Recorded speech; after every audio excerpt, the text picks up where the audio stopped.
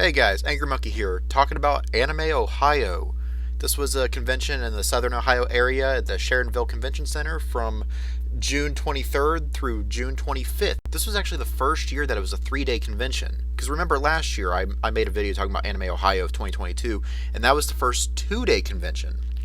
So 2021 and back, and I think they started 2017 or 18, that was a 1-day convention from 10 to 7 on Saturday. And then last year they added in Friday where they have I think 4 to 9, something like that, and then the 10 to 7 on Saturday. And this year I guess it got big enough that they were able to do a 4 to 9 on Friday plus the 10 to 7 on Saturday plus a 10 to 4 on Sunday. So that's pretty cool.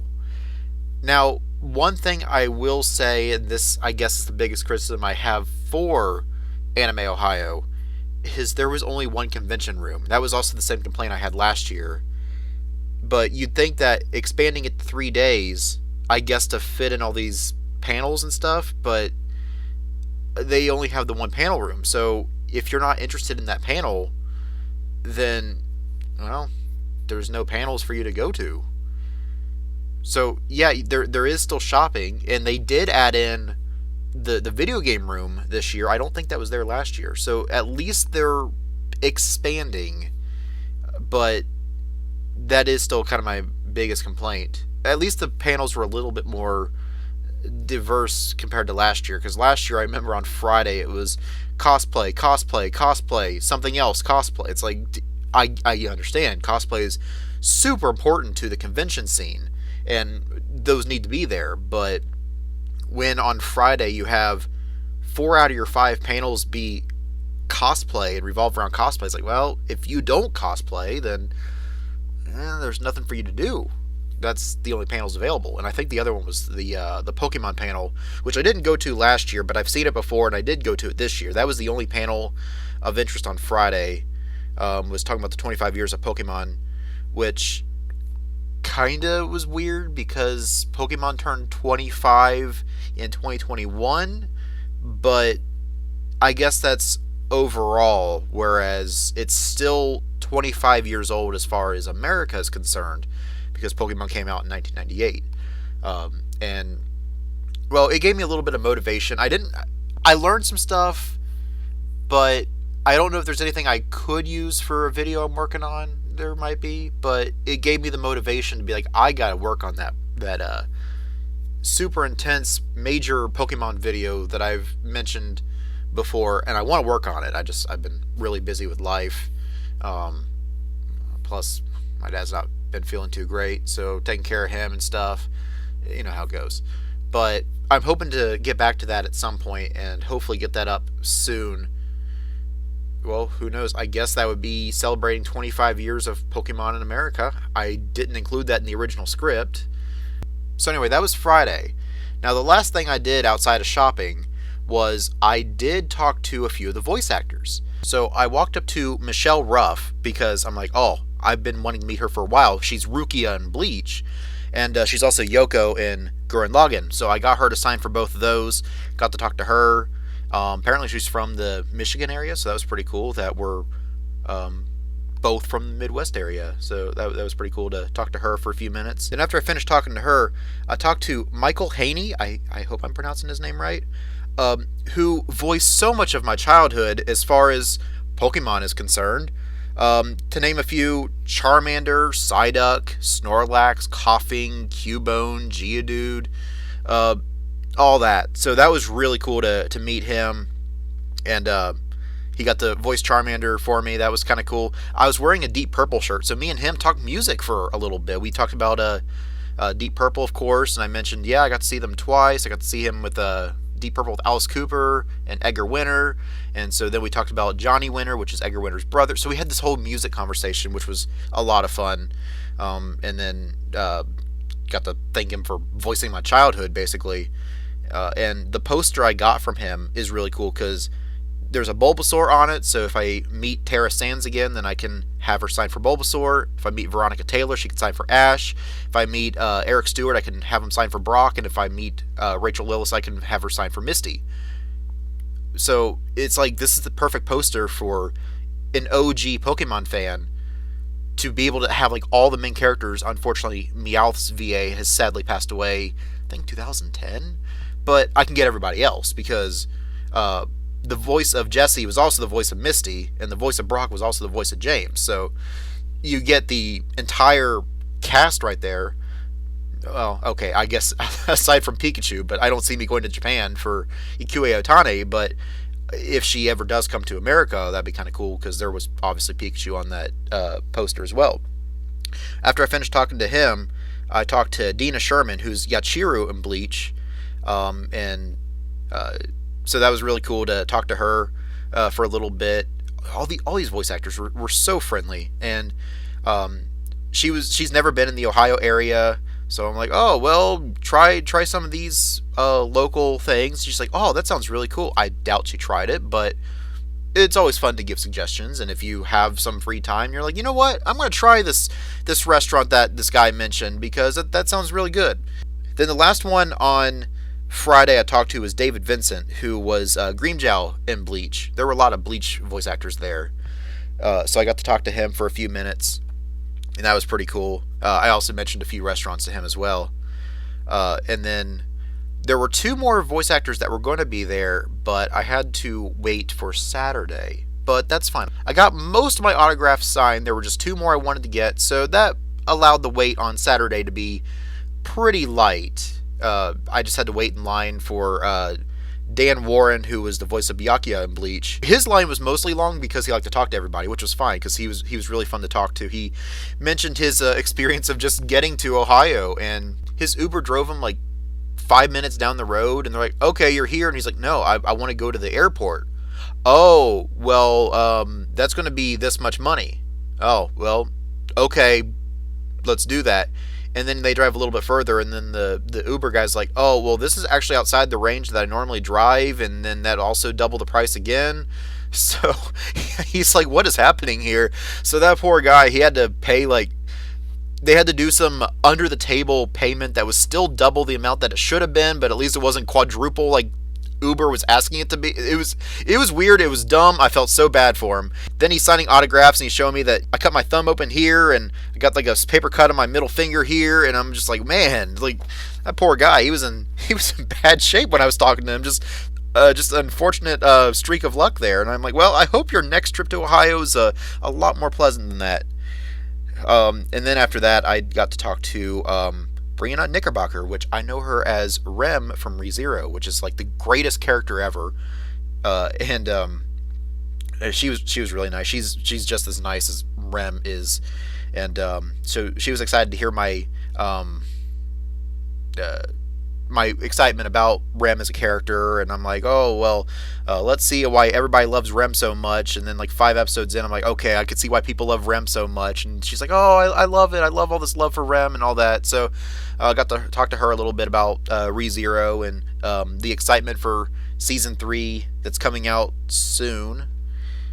So yeah, that was really cool to talk to all these voice actors.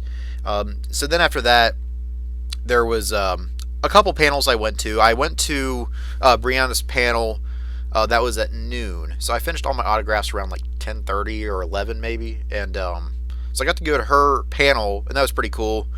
And talked about some of her other roles that she does, typical voice actor panels. After that, there was about an hour to kill before a bootleg panel, which I was expecting to talk about anime and video games. They mostly focused on plushies and figures, and I didn't know all the stuff about plushies and figures, so that was really informative. Also, bootleg Pokemon cards, apparently those were like faked all the time. I had no idea they were faked that much, and so I got to learn about that. That was pretty cool. She had some examples. There was a plush Shadow Lugia that had like glued on feet, whereas an official plush would be sewn on, so you could tell it's like, oh, this is very cheaply made. And then like here's an official example of like a Manaphy and a Pikachu and all those. She had bootleg Pokemon cards. You got to see on how ugly those were. They looked pretty legit at first, but you're like, oh yeah, okay, that's definitely bootleg for this reason. So that was pretty cool. And the last panel I went to was the cast of Bleach. You had the 4 people there. Like I said, Chiru, Rukia, Byakuya, and Grimmjow, and those four were sitting there, and we got to ask them questions, and I got some footage of all that. So here's footage from that panel. Ruff, David Vincent, and Dan Morin.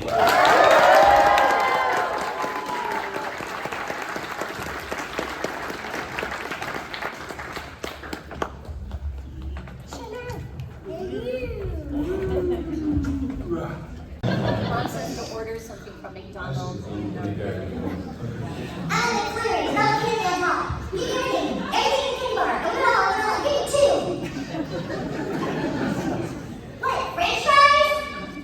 I was just gonna say, I'll take some French fries and maybe a chocolate shake. Get your hands off of that, Ichigo.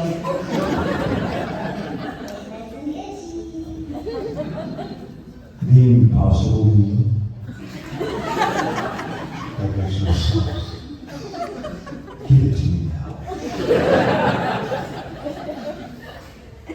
Give me a Big Mac. I said no cheese. I'm lactose intolerant. Bankai was opening whose house? Is that it? No, it's when, You mean you want a bankai? so when a lot of the fighting happens and we're all watching, as soon as they use Bankai, it gives a lot of this. Goosebumps? So Oh. with it, you know, that's Well, I have not done my new bankai yet, but I'm assuming from what I'm hearing, it's very low key. It's like, bankai, haka no togame. Did you get Goosebumps, right? You got goosebumps? You got it? You got it. PDJ. Dance, so Deno Shireyuki. Now, you got goosebumps? You got a bump, right? There's a bump in there. You do something. Right. You have a goose hive. Yeah. You want to give it a whirl? No? You got me? Yeah.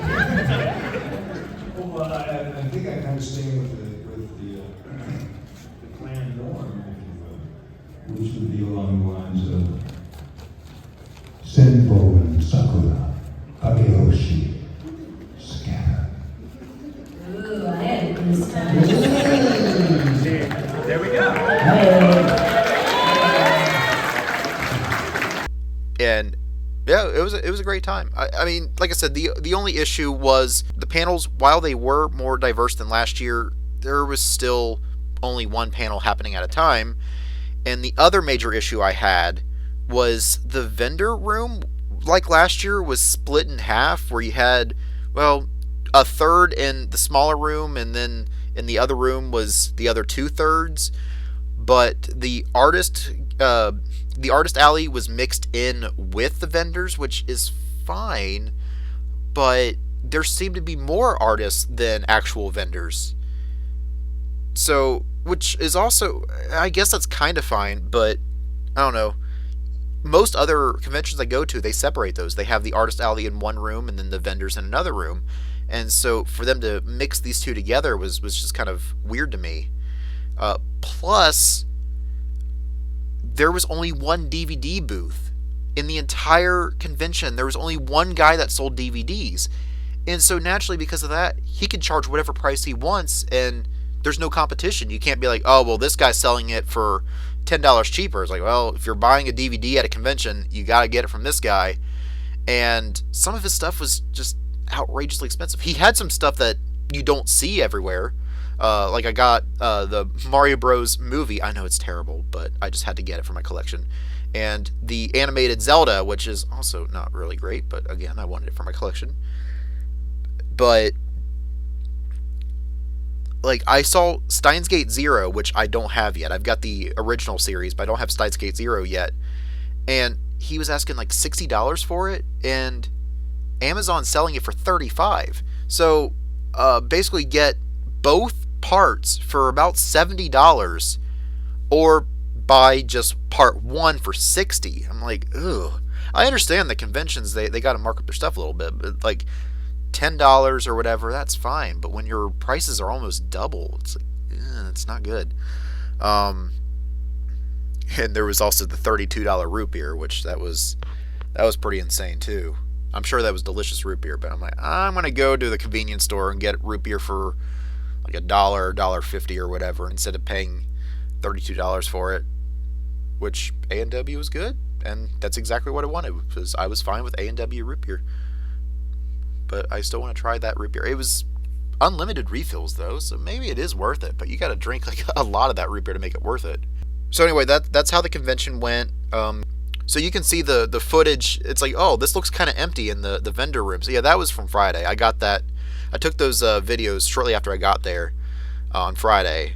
Now, me walking through the halls, that was Saturday. And so you can see it's a little bit busier there. And then this is some of the other stuff I got.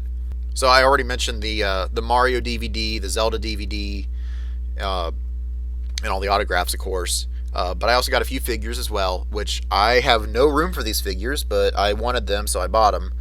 But I got Kaguya-sama from Kaguya-sama Love is War. I saw her, and I got her and Junko Enoshima from Danganronpa at the same booth. And getting those two together, I think I saved like $15 or something, so that's pretty cool. That was the only deal I got in the whole convention, unfortunately. I also got Kamina from Gurren Lagann as well, because I've got Yoko and I've got Simone already, so now I've got Kamina as well, so I've got like the whole trio. Maybe if I find one of the other characters, maybe, but I wanted those 3 specifically. So I was really excited to get Kamina as well, because he's such a cool character. I got all 3 of Iramakun's, like him and his friends. Unfortunately, they were $45 each, but they're good-sized figures, but I've never seen those before. And apparently those are a couple years old, and those are still the only Iramakun figures that exist. So she's like, if you want these, you should get them now before they go up in price. I'm like, these are pretty cool. Okay, I'll get them. So I got all 3 of those. So yeah, that was how the convention went.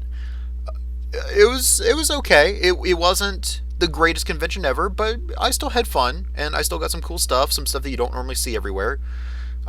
Again, complaints being lack of variety of panels, and just the fact that there was only one panel happening at a time, and lack of variety on vendor stuff, because, like I said, there was only one DVD booth. There were 2 manga booths, and that was it.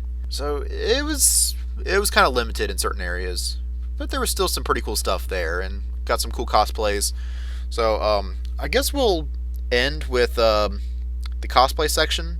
On Friday, pretty much the only cosplay that I got was Mob from Mob Psycho 100 and Rei from Evangelion. I got that on Friday, and then all these other ones were from Saturday, where I got Hitsugaya from Bleach, Tanjiro from Demon Slayer. I've not seen Dress Up Darling yet, but I of course recognize the character. And there were a few Danganronpa cosplay pictures I got.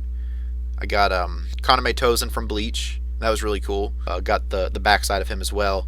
I don't know what this thing is, but Space Ghost, I guess, is what it's called. I've not seen the show, but it was a cool cosplay. Dr. Eggman from Sonic. Pyramid Head. I don't know what this guy was, but cosplay was pretty cool. Trigun characters. Now, I've not seen the new Trigun, so I don't know if the girl on the very end is a new character. Naturally, I recognize Vash and Wolfwood, but that was pretty cool. Yeah, those are the cosplay pictures. So, hope you enjoyed this video. It was a little bit longer than I wanted it to be, but it's not an hour long like some of my other videos could be with me rambling on. But, yeah, I guess I'll stop the video here. But before I go, don't forget to hit the like button and subscribe and hit the bell so you're notified when another anime-related video comes out, or video game, of course, or if that ambitious Pokemon video I've been overhyping comes out, then, well, you'll know when that comes out. I also have a Facebook page, so you can like me on Facebook. I also have an Instagram, where I forget I have an Instagram until I make a video like this, but I have an Instagram. And most importantly, I have a Discord, and if you want to join the Discord, you just be like, I want to join your Discord, I'll send you an invite, and join our community of nerds, where we talk about, well, pretty much everything I mentioned. Anime, video games, Pokemon. We post memes, It's a fun time. We have Anime Watch Night every other Thursday. We're going through Madoka Magica Side Story right now, where we're in Season 2, and it's been pretty good. So, if that interests you and you want to join us for some anime, well, join the Discord. Anyway, I guess that's all I have to say, so thank you for watching. I hope you enjoy the rest of your day.